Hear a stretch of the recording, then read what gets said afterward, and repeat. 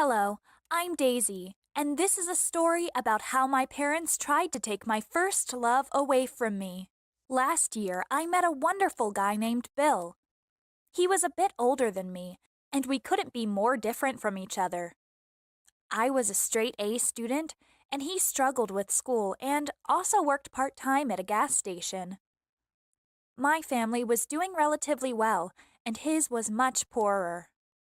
But it didn't matter, because Bill was caring and kind hearted, and he always made me laugh if I was sad. I felt happy and safe with this big, goofy guy with a lovable smile. His parents loved me from the first sight, and his mom always tried to feed me because I was too thin. But with my parents, it was a completely different story. During the dinner with Bill, my parents asked him way too many questions like, "What are your future plans? Why do you work at a gas station? Do you plan to go to college?" Bill was completely flustered because he didn't expect those questions, and neither did I. It was hard for him to answer because my parents put him on the spot, and after each response, they looked at Bill with disapproval. Bill left in a hurry, and my parents started to lecture me on how Bill wasn't a very smart or reliable boy, and he came from a poor background. "You should think more about the future, Daisy. You can find someone more suitable to your level of education," they told me. They implied that Bill would drag me down to his level. I tried to argue and tell them more about how wonderful Bill was, but they wouldn't listen. Moreover, they completely forbade me from seeing him. And well, if they don't listen to me, I won't listen to them. So of course I kept seeing Bill. Needless to say, Bill was very upset about all of this, and thought that he didn't deserve me or that he was too stupid for me. I assured him it wasn't true, and that I wanted to be with him no matter what my parents say. We were meeting in secret for a few weeks, and I had to come up with a new excuse every time. Eventually, they caught on to what I was doing, and they were so mad about it. I knew that logical and calm arguments wouldn't work, so I simply argued with them until they took my phone and computer, and I had to come back home immediately after school. I couldn't let my parents take my freedom and my bill away from me, so we met during school, often skipping our lessons. It didn't take long for my parents to find out about it.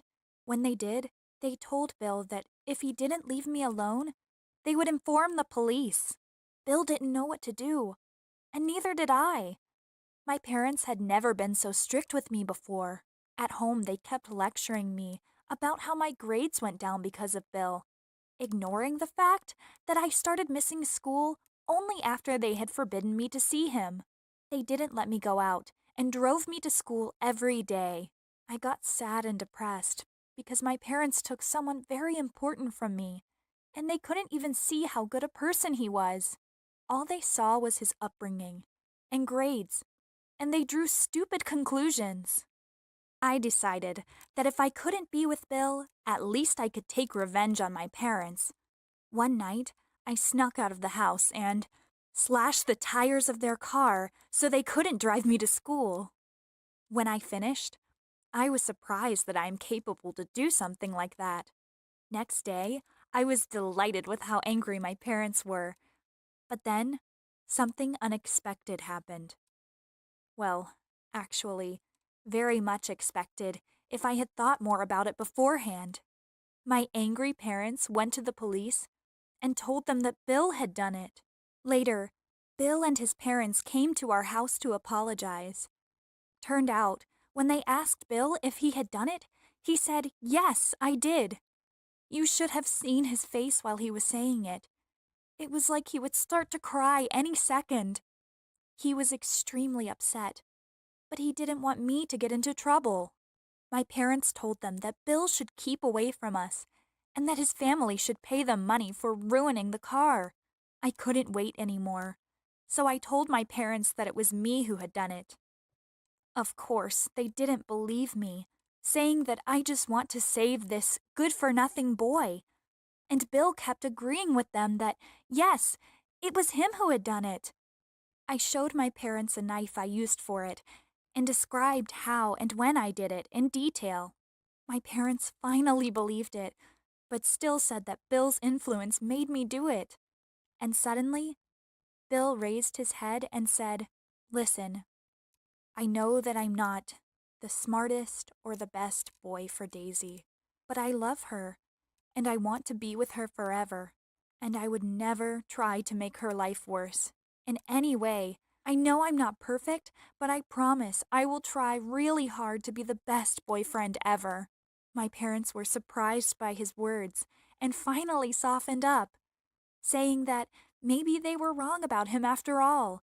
They didn't start to like him, but they were willing to give him a chance. Me and Bill are still together, and I'm happy that I have a person like this beside me.